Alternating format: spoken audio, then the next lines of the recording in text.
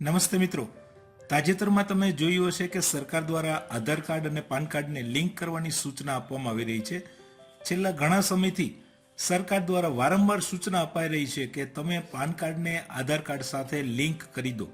એમાં પણ મુદત ઘણીવાર વધારવામાં આવી છે અને હમણાં તમે જોયું હશે આધાર કાર્ડ સાથે જો પાન કાર્ડને લિંક કરવામાં નહીં આવે તો 10,000 રૂપિયાનો દંડ ભરવો પડશે.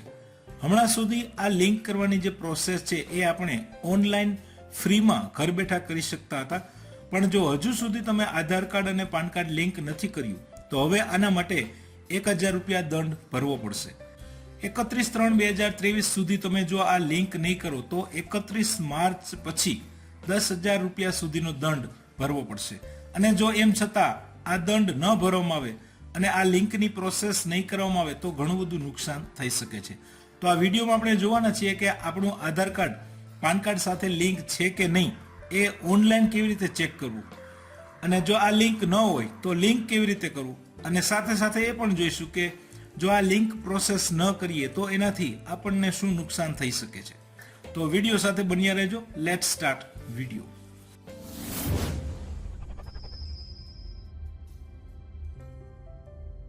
મિત્રો, સૌથી પહેલા જાણીએ કે સરકાર વારંવાર પાન કાર્ડને આધાર કાર્ડ સાથે લિંક કરવાનું શા માટે કહે છે. આની પાછળનું કારણ શું? તો તમે જાણતા હશો કે આધાર કાર્ડ જ્યારે આપણે બનાવીએ છીએ ત્યારે બાયોમેટ્રિક ડેટા લેવાય છે, જેમાં ફિંગરપ્રિન્ટ સ્કેન થાય છે, આંખો પણ સ્કેન થાય છે. જ્યારે પાન કાર્ડ બનાવવા માટે આવો કોઈ બાયોમેટ્રિક ડેટા લેવામાં આવતો નથી, ફક્ત એક આઈડી પ્રૂફ લેવામાં આવે છે. જેથી ઘણા કિસ્સામાં અમુક લોકોએ ઇન્કમ ટેક્સથી બચવા માટે એક કરતાં વધારે પાન કાર્ડ પણ બનાવેલ છે, જે ગેરકાનૂની છે. જો આવું થાય તો 10,000 રૂપિયા સુધીની પેનલ્ટી લાગી શકે છે અને કાયદેસરની કાર્યવાહી થઈ શકે છે. એટલે આ પ્રકારની ગેરરીતિ રોકવા માટે સરકાર દ્વારા આધાર કાર્ડને પાન કાર્ડ સાથે લિંક કરવાનું ફરજિયાત કરેલ છે. હવે આ લિંક પ્રોસેસ જો ન કરીએ તો એનાથી આપણને શું શું નુકસાન થઈ શકે છે? તો આપણને ભવિષ્યમાં ઘણું બધું નુકસાન થઈ શકે છે. જેમ કે સૌથી પહેલા તો તમે નવું કોઈ પણ બેંક એકાઉન્ટ નહીં ખોલાવી શકો. નંબર 2, જો તમે ઇન્વેસ્ટ કરવા માંગતા હોય તો ડીમેટ એકાઉન્ટ પણ ઓપન નહીં કરી શકો, જેથી તમે સ્ટોક માર્કેટ કે મ્યુચ્યુઅલ ફંડમાં પૈસા નહીં રોકી શકો. આ સિવાય કોઈ મિલકત ખરીદવાની થાય કે વાહન ખરીદવાનું થાય તો એમાં પણ મુસીબત થઈ શકે છે. કોઈ લોન લેવાની થાય તો એપ્રુવલમાં પ્રોબ્લેમ આવી શકે છે. બેંક ખાતામાં 50,000 કે તેનાથી વધુ રકમ જમા કે ઉપાડી નહીં શકો. આ માટે પાન કાર્ડ ફરજિયાત છે. જો આ લિંક નહીં હોય તો આ નહીં થઈ શકે.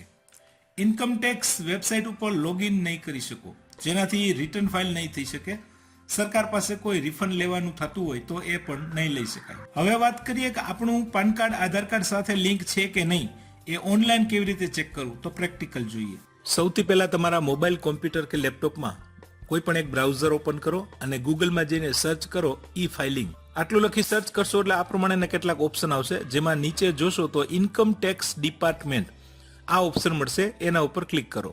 હવે આ પ્રમાણેની સ્ક્રીન આવશે, જેમાં નીચે જોશો તો અહીંયા જોવા મળશે ક્વિક લિંક્સ, અને એમાં અહીંયા જે એક ઓપ્શન છે લિંક આધાર સ્ટેટસ, એમાં ક્લિક કરવાનું છે. તો એના ઉપર ક્લિક કરો. ત્યાર પછી પેજ રિફ્રેશ થશે. હવે અહીંયા જો લિંક આધાર સ્ટેટસ એવું હેડિંગ છે અને નીચે પાન લખે છે, એની નીચે પાન કાર્ડ નંબર લખવાના છે. ત્યાર પછી આધાર નંબરની નીચે આધાર કાર્ડ નંબર લખવાના છે. આ બે લખશો એટલે નીચે વ્યૂ લિંક આધાર સ્ટેટસ છે એ હાઇલાઇટ થશે અને એની ઉપર ક્લિક કરવાનું છે. તો આવી રીતે બંને નંબર લખી અને હું અહીંયા ક્લિક કરું છું. તો હવે આ રીતે જોવા મળશે. અહીંયા તમે જુઓ યોર પાન, પછી એક નંબર છે PAN card number, is already link to given આધાર.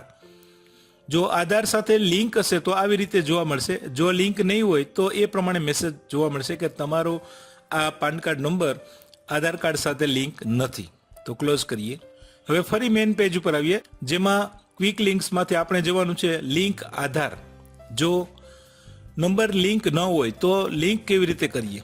તો જેવું આના ઉપર ક્લિક કરશું એટલે આ પ્રમાણેની સ્ક્રીન આવશે, જેમાં નીચે જોશો તો અહીંયા પાન કાર્ડ નંબર અને આધાર કાર્ડ નંબર બંને લખવાની સ્પેસ હશે, અને એમની નીચે લખ્યા પછી વેલિડેટ ઓપ્શન ઉપર ક્લિક કરવાનું છે. પણ હાલમાં 1,000 રૂપિયા પેનલ્ટી ભરવાની છે, ત્યાર પછી જ આ જે લિંક છે એ થઈ શકશે.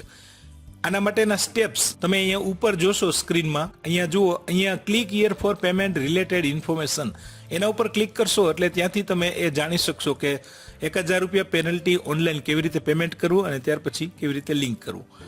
₹1000 પેમેન્ટ કર્યા પછી 3 દિવસ પછી ફરી આ જ રીતે પાન કાર્ડ નંબર અને આધાર કાર્ડ નંબર લખી અને વેલિડેટ